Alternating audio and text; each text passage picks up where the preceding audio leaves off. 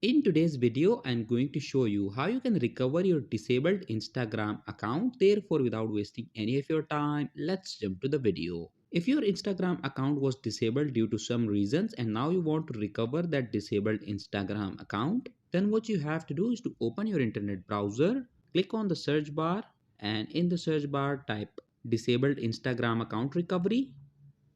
Click on this first link, scroll down, and below this was this helpful tab, select no, and then click on other. Now in this box you need to briefly state the issue that you are facing. You have to provide all the details why your Instagram account was disabled and why do you want to recover it now. Once you have stated down your issue, you need to also mention your Instagram account username and the email address that was linked with that disabled Instagram account.